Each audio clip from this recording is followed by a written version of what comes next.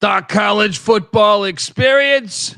South Carolina Gamecocks 2025 season preview episode on the Sports Gambling Podcast Network is brought to you by Underdog Fantasy. Get up to $1,000 deposit match when you sign up at Underdog Fantasy with our promo code. That's TCESGPN. And remember, as always, folks, to let it ride. Hey folks, this is Bud Foster. You're listening to SGPN. Let's let it ride.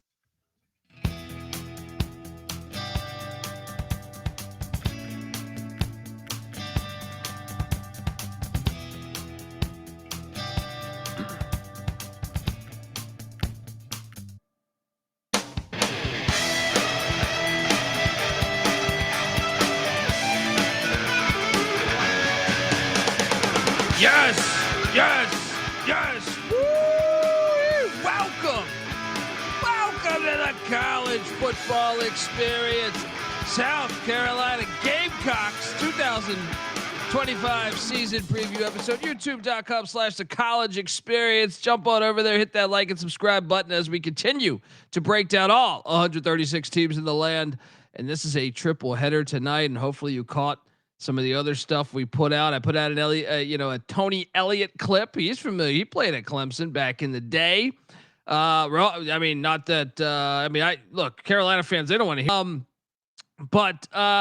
Yeah, check it all out. All right, and I do highly recommend also subscribing to the podcast because some of these interviews I have, we did not have camera available, so it's strictly audio. So YouTube is great for this show. But also Spotify, iTunes, all of them. All right. Jump in on all of them. Look, and if you're wondering who the hell you're listening to, that's fair. My name is Colby Swinging Database Dan, AKA Pick Dundee. That's not a pick. This is a pick. He was raised in the land down under, where a man thinks on his feet, speaks with his fists, and lives by his wits. When Dundee happened, he was a superstar. He's the kind of guy that would drink a gallon of gasoline so he could piss in your campfire. You could drop this guy off at the Arctic Circle wearing a pair of bikini underwear without his toothbrush, and tomorrow afternoon he's going to show up at your poolside with $1 million smile and a fistful of pesos. I was very wrong about this team last year. I ate a big old steaming hot pile of shit fading this team. And to be honest, their record should have been better. They got screwed in that LSU game. Ridiculous call. I'm still mad at that call, man. I am joined by my co-host. He is also the host of the college basketball experience. And man, we've been, look, Lamont Paris doing great things down there in Columbia, South Carolina. When the season goes live, we will be talking about each and every college basketball game every single night, like we've been doing for years. We do the same with football. Give it up for former staffer at Austin Peay with the Governors, staffer at West Virginia with the Mountaineers, and staffer and part of the Final Four team with the South Carolina Gamecocks, Ryan McIntyre, aka Monetline Mac. How are you, brother? Yeah, baby. Columbia, South Carolina, my former roots. Great year 2017. Go Cox, baby. Let's go. Mac tonight! Come on, make it Mac tonight! Yeah, and I'm in the great state of South Carolina recording this. I wanted to go get as close as I can without getting egged after my prediction last year of thinking I bet them on the under last year and I ate a pile of shit. I'll shout out to my guy Terrell Furman Jr., who I know took the over and cashed in there. So look, last season was kind of a breakthrough season, and you do got to wonder, like, what if, like we have that 12 team playoff. You look at what happened last season. It was a slow start. I mean, they almost lost to Old Dominion out the gate, but after that, and you can make the case they might I think Old Dominion outgained them, but 9-4 season, and you wonder without that chicken shit call against LSU, throw the bowl game out, even though that bowl game was awesome, they would have been 10-2, and they would have been in the playoffs. And one of their losses was a 2-point loss at Bama.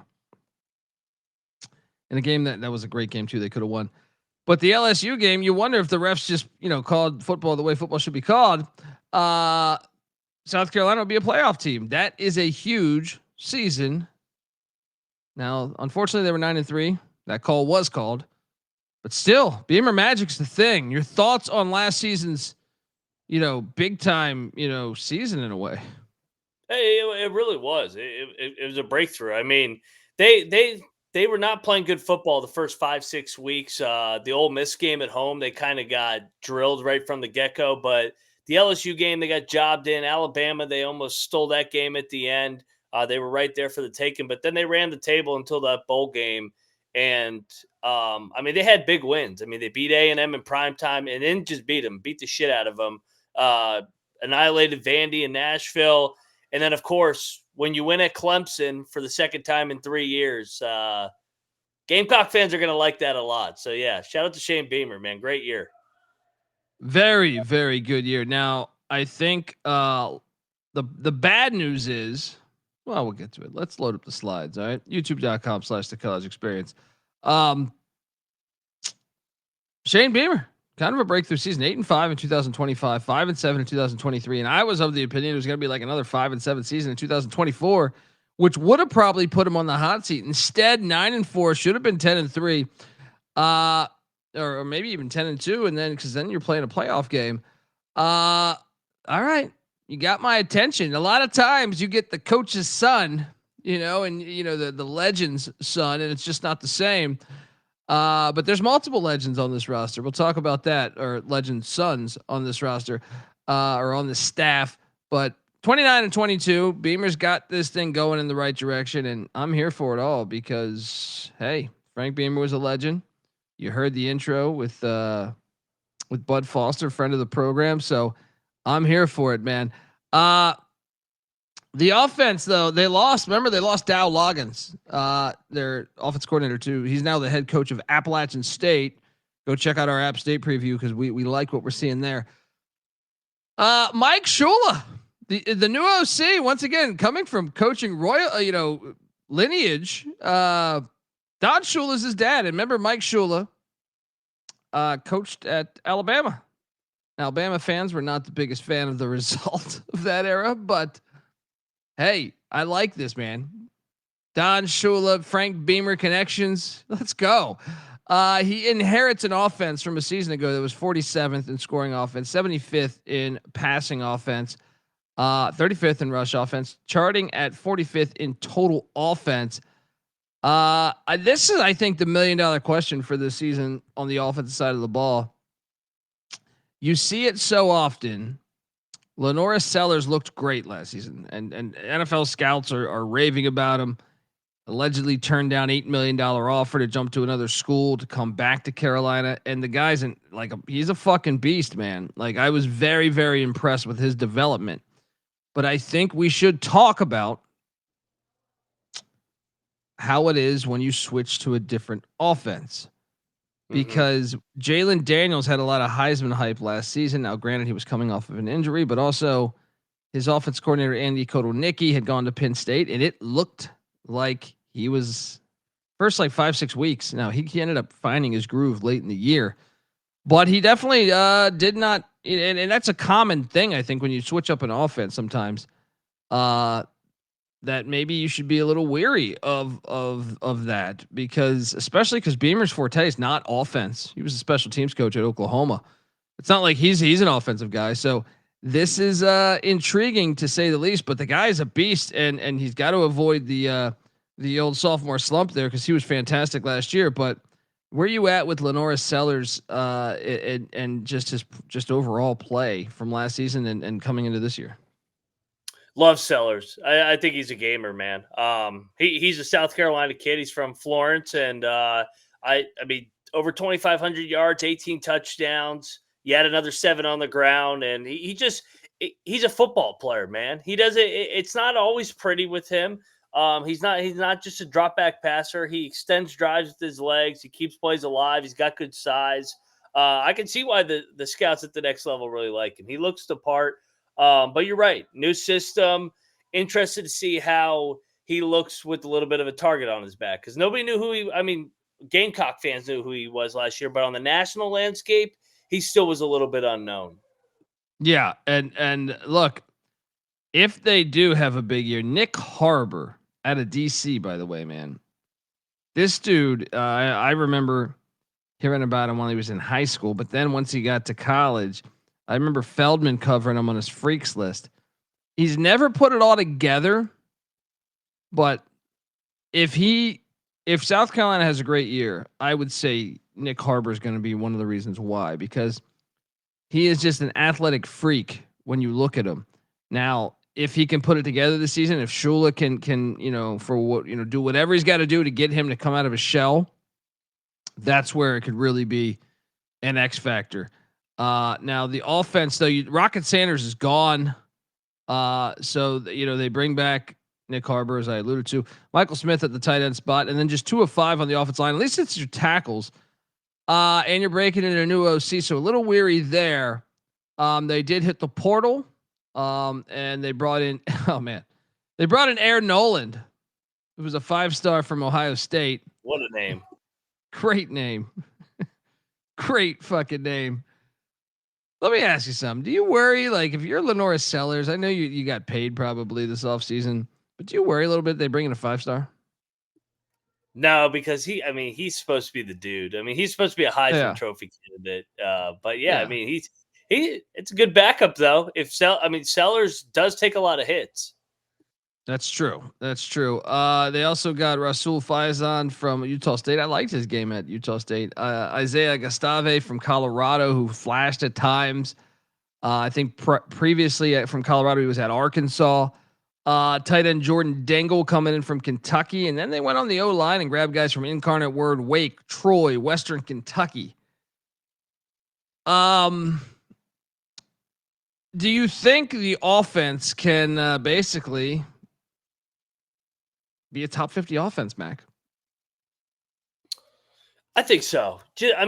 Sellers, I know it's a new system with Shula, but he was with the South Carolina staff last year as a offensive assistant. So he still was with the program. So a little bit of continuity. Faizan coming over from Utah State. He was an 1,100-yard rusher. So that's a big get. And you mentioned it, the pass catching production, Harbor, can he put it together for a full year and be that number 1 target? So I think they'll be a top 50 offense just because Sellers is such an elite talent at the quarterback position.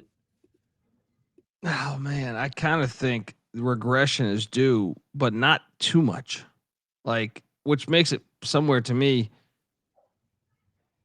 I think the defense is not as good, so you won't get as many offensive possessions. Yeah. Well, that's that will be regression. I think it'll be more of the same, but maybe 45th. I think it'll be top 60. Maybe it drops 5-10 spots. I think the schedule's a little harder this year too. Let's talk about the defensive side of the ball, because the defense, Clayton White doing a hell of a job there. They have 6 guys on NFL rosters right now. 5 are drafted on the defensive side of the ball. A 6th currently on an NFL roster as it's preseason. You lost that. That is fucking, it's a lot of production. That is hard to, it's hard to reproduce. Their 12th best scoring defense in the country, 44th pass defense, 18th rush defense, 16th best defense in the country. And really, when you think about it, then you're like, man, the defense is probably what got them, to that plateau that they were at there, that breakthrough season for Shane Beamer.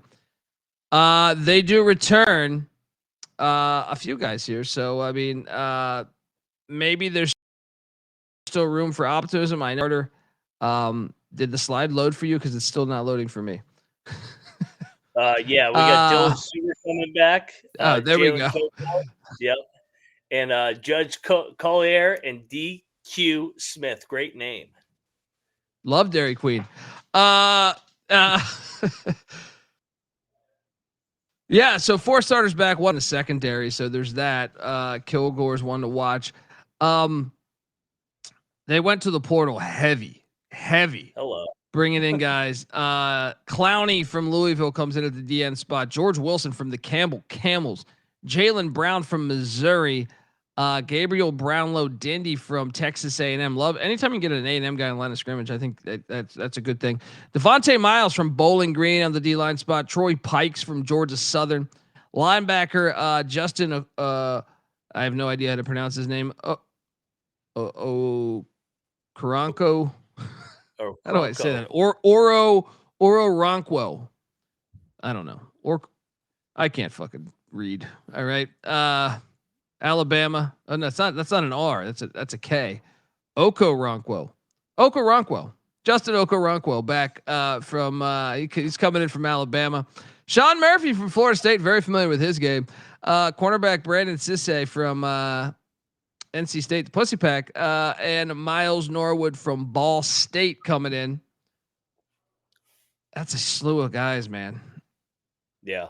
Why is this? This is why our job's a lot harder than it was 7-8 years ago. I mean, how many of these guys are going to get burned? I know Murphy will get burned. I would imagine Brownlow Dindy will get burned. Clowney, actually, I think. Yeah, I mean, I think a decent amount of these guys are going to get burned. They're going to drop off major. They're like, you just can't. Yeah. The portal's not as good as it was a few years ago. So, but even if their talent evaluation is top notch, they're not going to be a top 20 defense. The schedule's harder. I expect more than double the regression. I think they'll be like in the 40s or 50s or beyond. What are you doing there? Yeah. I think this is the side of the ball that's regression. Anytime you have that many guys that produce at that high level, then you got to go into the portal and take a swing at 10, 15 bodies. I think that's tough. So yeah, I think that this unit is definitely going to take a step back. Yeah. I think that, I mean, I'd be shocked if they were a top 25 defense. Absolutely shocked.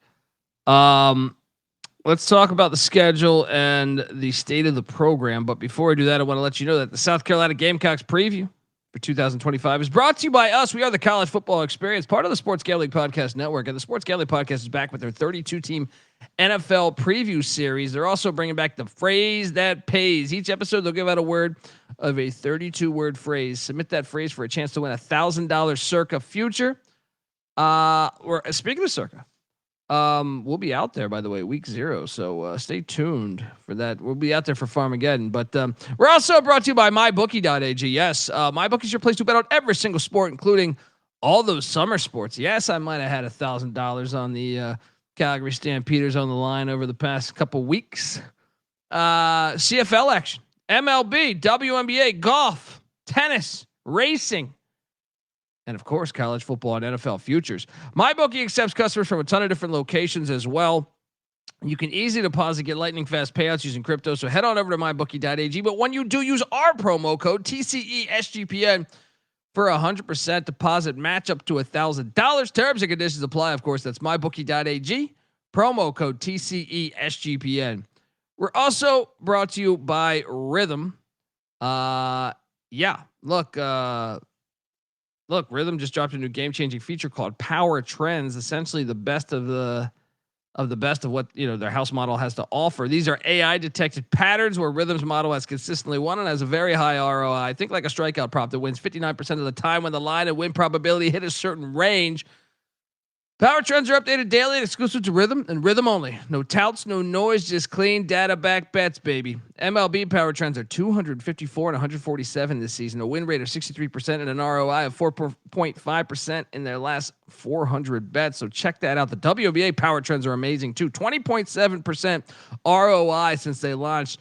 Unbelievable. Download the Rhythm app, check out Power Trends, and start betting smarter. You know damn well we will be as well. So get your free 7-day trial period today. sportsgamblingpodcast.com/rhythm. That's RITHMM. That's sportsgamblingpodcast.com/rhythm. All right, we are back. Shout out to Kyle Clark in the chat saying, you guys are great to watch every single preview you guys upload. Keep up the great work. Thank you, Kyle. Shout out to everybody listening, even the haters. The Miami fans came for us last night. It was great. Shocking. Look, it's good to know they'll jump on YouTube and shit on us, but not go an hour to the game. Fantastic stuff. It's fantastic stuff. We've pissed off 2 fan bases the most so far to start. Texas and Miami. Who had that on their bingo card? Shocker. It's the most predictable. I'll take the under on both of those. Well, at least Texas fans don't destroy their classic stadium. True. So that in a way, even though they bitch and jump to different conferences and demand a network, and then the network fails, and then they leave, and then they're never they're like the girlfriend that's never happy. At least they're not going to destroy. At least they're not going to destroy their their legendary stadium, unlike Miami. Look, state of the program. We do talk about coach. We do talk about coaching staff, roster, transfer portal, fan bases. Oh boy, and stadium. And we got a good one here down in Columbia, South Carolina, with Williams-Brice Stadium. Mac, I know you've been there because you were working for the University of South Carolina before. Yes. 91 years young. I mean, their fans are great, man. They just do college football right. I'm giving it a 9 of 10. And you look at this thing and look at that, man. Look at that. Who the hell? Why would anybody watch the NFL? You look at that. Kidding me? Been to a Carolina Panther game? I know it's a different state, but there's a reason why they didn't say North Carolina Panthers. All right, they said Carolina Panthers for a reason. This is football 101. This is college football 101. This is better than every single stadium in the NFL, with hands down. Look at this thing, man. Got a great mascot. You've been to this thing, I imagine. Yes. Okay, what are you giving Williams-Brice 1 to 10? I mean, look at that shit, man. Shane Beamer coming down the aisle like he's goddamn Ric Flair, right? Or Hulk Hogan, may you rest in peace, right? Yeah. Look at that. Yeah. What are you giving this thing 1 to 10? 10, dude. They rock that thing. When they do Sandstorm, that place is on fire. And then their entrance, 2001, just when the Gamecocks come out, that place just explodes. And I wasn't even there for a good year either. I mean, it was one of the Muschamp years because I was working for Frank at the time. But dude, they still pack that thing in and week out, and they just, like you said, they do it right. Their fans really fucking care, and it's a great college football venue. And they've pulled some big time upsets in that building. Oh yeah, whether it was Alabama, Tennessee A&M, a few years Clemson, ago. Remember after Tennessee brought the goalpost to the river with Hendon Hooker, they got him. Yes, they beat them by like 60. Oh yeah, that look night. At that shit, man. It's a fucking beautiful campus, great fan base. Just everything that's right about college football. It's a beautiful city. Yeah. I don't know that I've spent much time in Columbia. Yeah. I think I've been close to it, but I don't know that I've actually been there. I need to get there. It's on the agenda, all right, for this season. Look at that thing though, man. It's fucking gorgeous. YouTube.com/the college experience. This is just beauty right there. This is just absolute beauty. Get out to a game. Look at what it used to be, Mac. That's what I love, man. They build into it. They don't delete it. You know what I mean? They don't get your taxpayers, these scumbags, these scumbag NFL owners keep demanding money from you, right? Oh, we're going to help the city. Nah, we're just going to keep throwing money into our stadium. Our stadium. It is awesome. Yeah. I mean, look at that shit. Done right. Carolinas, man. A night game there is electric, by the way. Oh, yeah. Night games are electric. Oh, there. Yeah. Oh yeah. Look at that. Fantastic stuff, man. You got a statue of a Gamecock right there. Let's go. All right. Just storm the field. Remember they stormed the field. Come on. I mean, that is college football 101. Don't listen to Greg Sankey's bum ass. All right. You can win a big game. You storm heavy. You are paying a ridiculous amount of money for that education. And I believe if you read the fine print on the education, on your scholarship or on your just paying that yearly cost. I think that's excellent. Still, you storm anywhere, right? ECU stormed that NC State multiple times, right? respect. Yeah. I think they stormed at Clemson here. Good for them. They should. If it's a rival, why not? We've done, you got to do it. You got to do it. But high, big supporters of storming the field. I think that is ridiculous.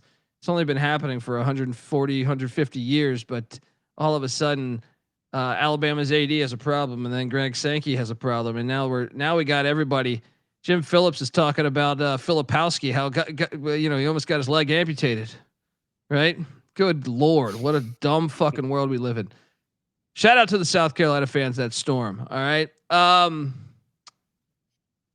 So yeah. Anyway, state of the program was an interesting question, Mac, because off of last season, I think you have to put it at somewhat high, because I don't. Beamer's one of these ones where, like, I know Patty C will text me every couple of weeks saying, "Hey, Pride loses his job this year. Beamer's going to Va Tech."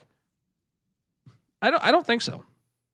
I wouldn't want to replace my dad's job for the most part. I wouldn't want that.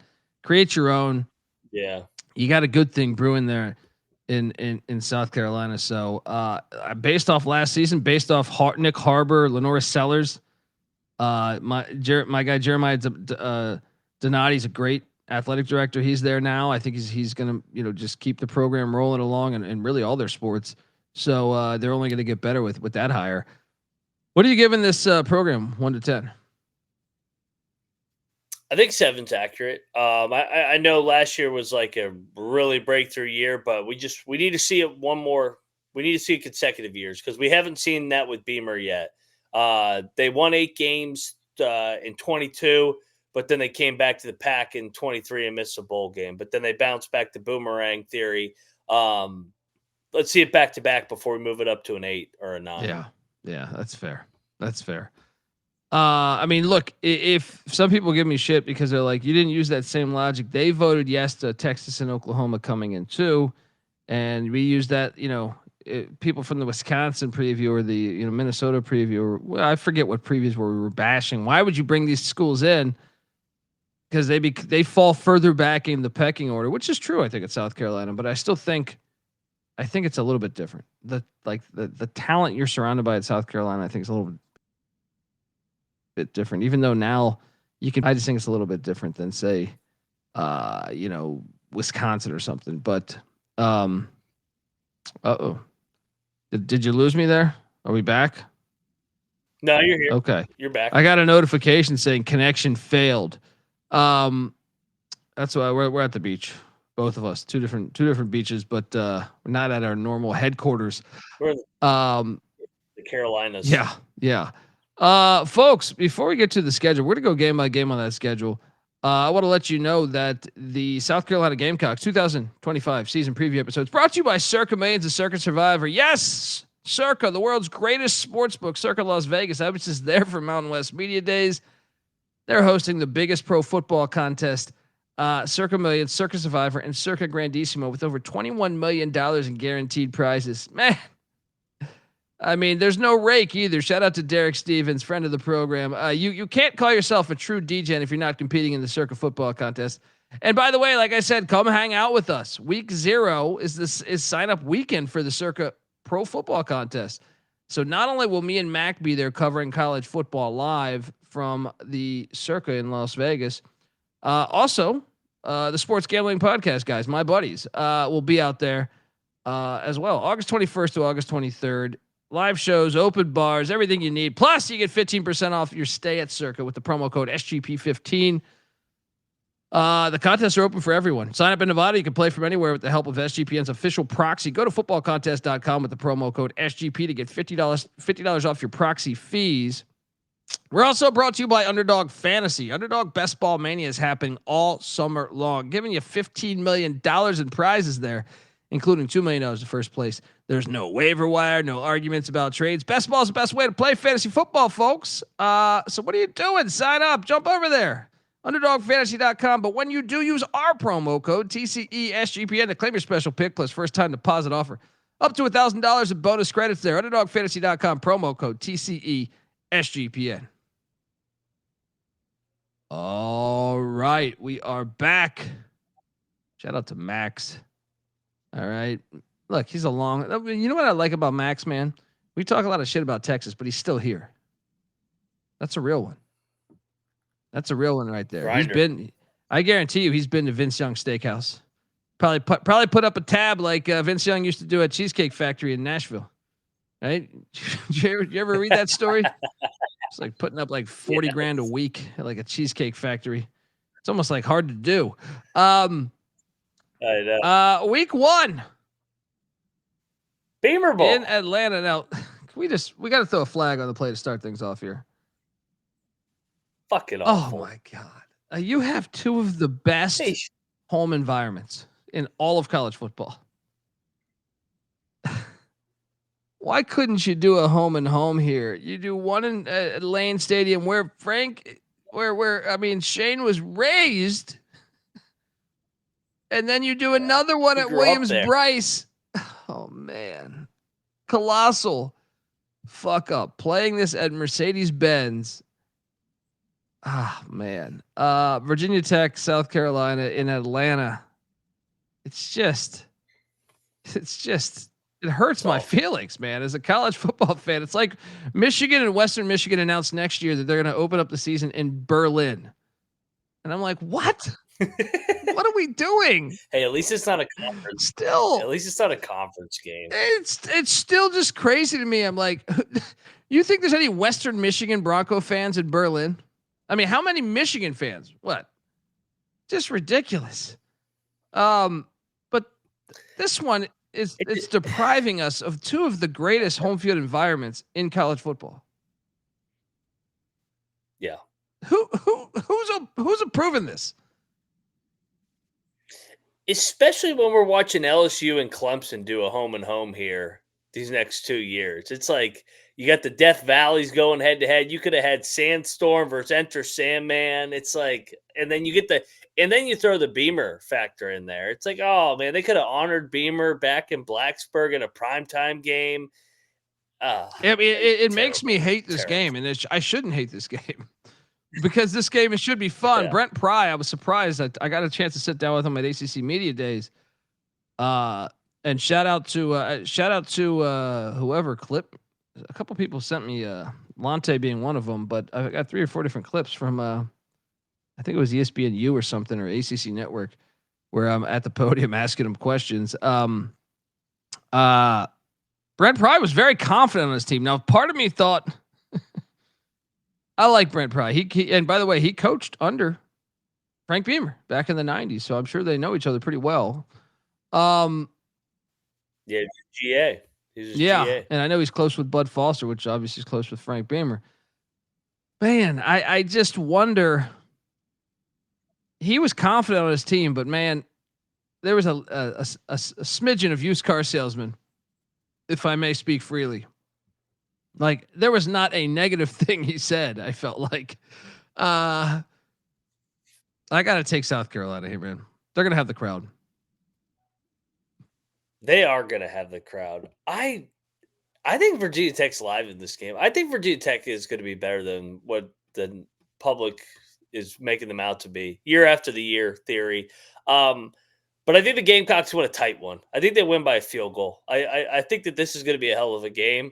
It's the afternoon game before Notre Dame and Miami. I think Sellers makes enough plays down the stretch. Beamer wins the Beamer Bowl down in Atlanta. If it was in Blacksburg, I would definitely take the Hokies. Well, here's the thing. This is the question that I asked Coach Pry. Last season, he was 0-6 in games with, decided by 10 points or less, and I believe he's 1-11 in the past 2 years, which is almost like, it's almost hard to do. So it's like, even though I asked this question for this year, the year before they were terrible in close games too. So it's like, Kyron Drones is a very talented quarterback. People liked him for the Heisman last year.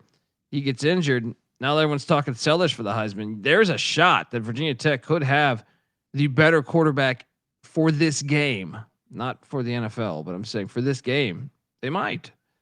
Philip Montgomery's a proven OC. Yeah. He comes in for Virginia Tech. They bring in a new DC as well. I'm going to take South Carolina, but I don't feel amazing about it.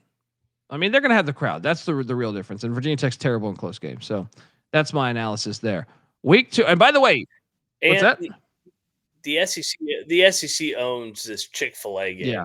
It's in SEC country. And I want to shout out South Carolina for their non-con, despite not playing at home or away with Virginia Tech, a home and home, which they should have done, which is a flag on the play. I do like the Beamer aspect of this game, right? I really do. They've also have quite the history, as you can see if you're watching. They've been playing for 120 years, Virginia Tech and South Carolina. But what I do appreciate is the second game on the schedule.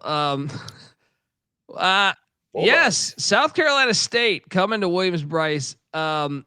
Look, this is one. Chennis Berry did a great job in year one, taking over Buddy Pugh, 9-3 a season ago. They played in the Celebration Bowl and lost, but great. I mean, look, they're going to lose this game, but I just love it on the schedule. Regionality is college football. As much as these TV execs want to rip that apart, this is great on the schedule. But 2-0 for these Gamecocks. What are you doing here?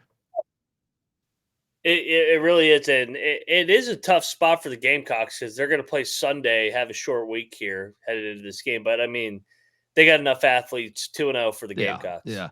Then week 3 comes, and look, they have always had Vanderbilt's number. It seems like, including last year when they did not get pissed on. But Diego Pavia is back for his 30th year of college football.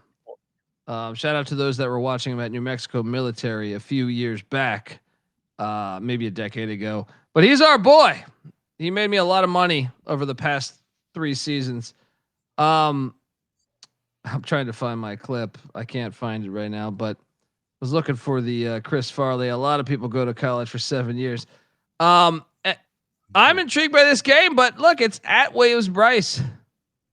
Give me these Gamecocks, 3-0. I got 3-0 as well. If the game is in Nashville, I'd be tempted to take Vandy, even though I know South Carolina kind of beat the shit out of them last year in Nashville. But give me let's go Cox, 3-0, baby. Yeah. 3-0. Wow, what a start after that season. Then a trip to Columbia, Missouri, and look, the other Columbia. I swear, like Eli Drakowitz, I don't know how he does it. I would be willing to say Missouri's had the easiest schedule in the SEC, like 4 out of the last 5 years. I don't know what they got to do. They slipping C notes to Sankey. What's going on? Like, but for whatever reason, even if, because there is no, they have a nice schedule. I'll just say that. Yes, you play some talented teams. Missouri owns South Carolina, specifically in Columbia, Missouri. This is a loss. I will take Mizzou with what's my guy, Bo Pribula, the backup quarterback from Penn State, transferred in there. I'll just say between this and Vandy and Virginia Tech, but Mizzou actually, since they joined the SEC, has kind of owned South Carolina. So give me Mizzou. Yeah, I think they had won like 6 in a row before last year when the Gamecocks pulled it out in Columbia, South Carolina. Yeah, I'll take Mizzou at home. It's a tough road trip for the Gamecocks going all the way to Columbia, the other Columbia. Yeah. Look, next year in college football in 26, they'll probably have a game in the other Columbia too, the country. We're on pace for that. How exciting! Hey, at least you can take your wife there. That's true. Look, after the Mizzou game, they get the Kentucky Wildcats coming to town. Beamer has owned Stoops. That has been pretty shocking to me, was that the way they have dominated Stoops' teams, and it's at Williams-Brice. So, dude, they got to start hot. Give me, I think on the Kentucky preview, I might have said Kentucky. I'd have to go back and listen. That was like a 50-50 game, but doing a deep dive on the history of this game, Beamer's got he's had a knack for taking them down. So if I go back and listen, I might be Benedicting. But I think the Gamecocks are the play here. So, 4-1 to start. Am I really doing this? What are you doing here? Yeah, I got the Gamecocks too. Ironically, Kentucky had owned South Carolina before Beamer got there. Like they had won like 5 in a row when I was there. But yeah, Beamer's turned it around. Give me the Gamecocks 4-1 here, headed into the bye. Yeah, you get the nice bye. Shout out to the great Steve Tannehill, one of my favorites, man. When I was first getting into college football, Steve Tannehill had the mullet. Oh man, fucking great stuff there. Come out of the bye, and you're heading to Death Valley, LSU, and you will lose this game. I know last season you guys got robbed. You should have won that game. Absolute horseshit. Absolute horseshit. I still think, that call, that ref should be fired, suspended. Just unbelievable, ridiculous call in that game. But LSU will win this game, even with that. So give me the second loss of the season here. What are you doing? And with the way that we have forecasted this so far, 4-1, they're going to be a top 25 team at this point. This will be a night game in Baton Rouge. LSU. I'm not betting against LSU at nighttime. Yeah, and look, it gets a little interesting here because we're going to be previewing the Oklahoma Sooners next tonight. This is a huge game here. This is a fucking huge game. They beat the shit out of them in Norman last year. Remember that shit? Yeah. I'm going to take South Carolina, but I don't know. Oklahoma is a true mystery team here. Give me the Cocks though. Give me them to win another game. I could see Oklahoma being really good. I could also see them being really bad. They're a high variance team to me. Yeah. But give me the Gamecocks. Williams-Brice is a legit home field advantage. What are you doing here? I'm gonna take Oklahoma. I think Mateer and company offense will be rolling at this time, and I think the revenge angle after South Carolina embarrassed them in Norman. I think Oklahoma gets them back here in Columbia. Wow. So I got them 5-2, I think it is. You got them 6. You got them 4-3, correct? Yeah. Yeah. Then shout out to Sam. Arklahoma. My apologies, not Oklahoma. Arklahoma. We'll talk about the Arklahoma Sooners later tonight. Next up, actually. Then the Alabama Crimson Tide come to town. Man, they had Alabama on the ropes last year. This is potentially the one. Not so fast. Bama, I think, gets it done. I'm high on Alabama this year. If you haven't heard our Alabama preview, go listen to it. This is my third loss for the Gamecocks here. What are you doing here?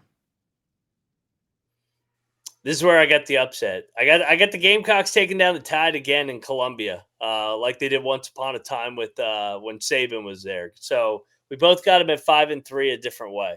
Yeah, 5-3. The schedule all of a sudden got really, really challenging. Then you head to Oxford, Mississippi to take on Ole Miss, who did kind of fuck you up last year. I got to take Ole Miss again, though. I think too much talent. Like, yeah, I know, and he's been raving about his quarterback too. I feel like so. Like, losing Dart ain't as big as ain't as big as I think most are thinking. I will take Ole Miss, but you never know with Ole Miss. I'll say that, man. They lost to Kentucky at home, was 18-point favorites last year. It could happen, but I got to take the Rebels here. You? Yeah, I'm 5-4. I think Ole Miss too much, and they'll be playing their best ball at this time.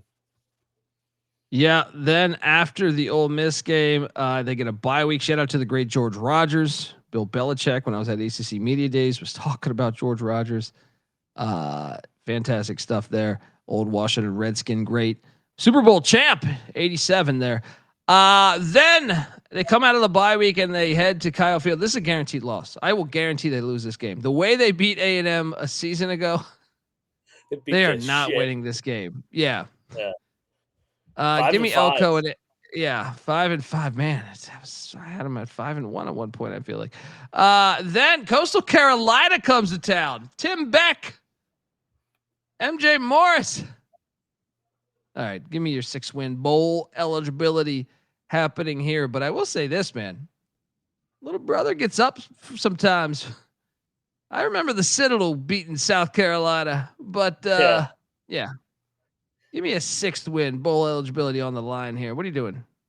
I'm with you. They punch your ticket for a bowl game. The problem is there's just so many body blow games before this. A&M, Ole Miss, Alabama, Oklahoma, LSU. I mean, they just went through a gauntlet the last 5 weeks before this game.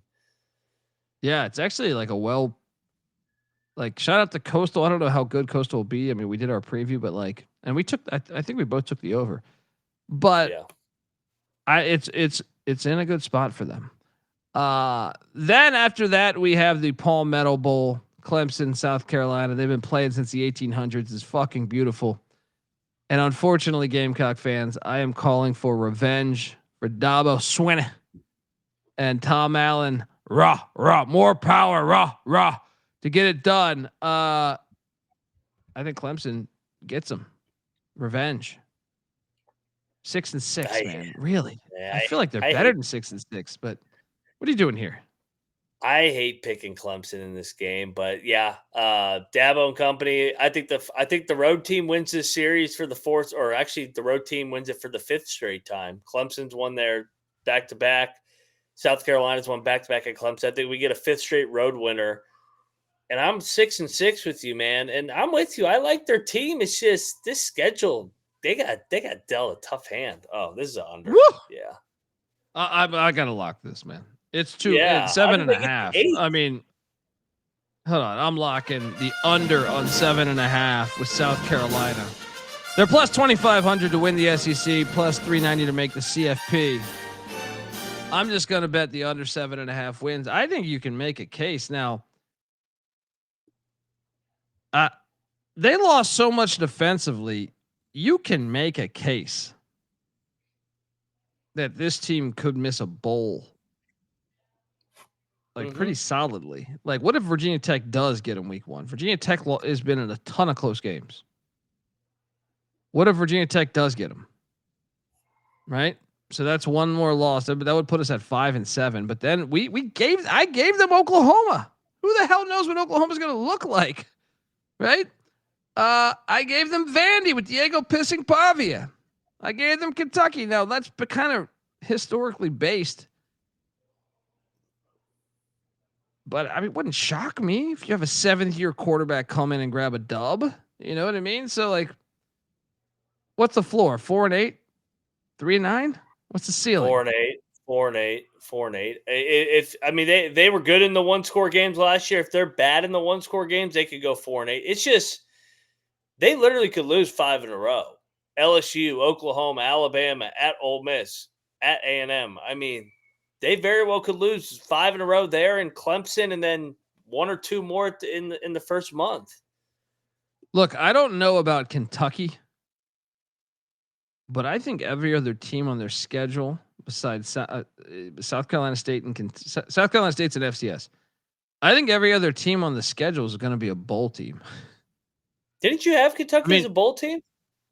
At fringe, I think I had them at 5-7, but I think that's the over. But I could see them being 6-6. Virginia Tech, I guess Virginia Tech could also be a team that doesn't make a bowl. But South Carolina State's a good FCS too. It's a hard schedule, man. So what's the ceiling? Says 7-5 is the floor. Bird, I don't know, man. This schedule. Especially knowing you're breaking in you got to avoid the sophomore slump. New offensive coordinator. You lost 6 guys to the NFL on defense. What's the ceiling here? Ceiling is they start off. You know what? They start off 5-0. They could start off 5-0. They could. They could. Start off 5-0. You start off 5-0. Okay, you're going to lose that LSU game, especially if you're 5-0. But hosting Oklahoma Oklahoma could be shitty this year. I mean, they had a losing record last year. You know what I mean? They've had 2 losing records in the past 3 seasons. So what if Oklahoma's not that good? That's your 6th win. And then what if you clip Ole Miss 7? And what if you get Coastal and Clemson? 9-3 is your ceiling. Your floor is 3 or 4 wins. Am I being too ridiculous? I don't know if they can get all those games. I don't know if they. I got to see them beat Clemson back-to-back years. They haven't beat Clemson back-to-back since Spurrier. It's a tough schedule, man. Yeah. A tough schedule. Yeah, I'm locking the under though. I feel pretty good. I feel pretty good. Bird, I did eat shit on the. I took the under last year. I think I had him. I forget what was the win total last year. I think it was like 5.5 or 6.5. I had him at 5 and 7. I think if memory serves me correct. This year I have. I mean, and look, I'll be the first to tell you, I was completely wrong. They were very good last year. When you preview 136 teams, believe it or not, you do get a few wrong here and there. But I feel pretty good about this one. I did bet the under last year, Britt. This is a good sign for you, Britt, if you're a Gamecock fan. I ate a big old pile of shit betting the under on them a season ago. Maybe it happens again. But I will lock up the under, and I feel pretty good about it. You're locking it too? Yeah. Yep. I mean, hey, when I see a team overachieve and win some crazy games the way they did last year, like that Clemson game, that's usually a team I fade the next year. Some regressions happening, especially with all the defensive production gone. Yeah. All right, folks. We have two more shows coming up, but Oklahoma will come up next in about 15 minutes. So Boomer Sooner, subscribe to the College Football Experience. Give Moneyline Mac a follow on Twitter at Moneyline_Mac. I'm on Twitter at TheColbyD. The College Football Experience is on Twitter at TCE on SGP. We'll be in Las Vegas, Nevada for week 0, folks. Come on out to the Circa. And yeah, check out all of our other previews. 136 episodes, 136 previews. Let's go. Enjoy the slideshow. I put together a slideshow honoring the history of South Carolina football. YouTube.com/The College Experience. Till next time. And fans asked for the song, so let's ride. This is the College Football Experience, South Carolina Gamecock style. You better start thinking about yours. And we out of here. Run and shoot.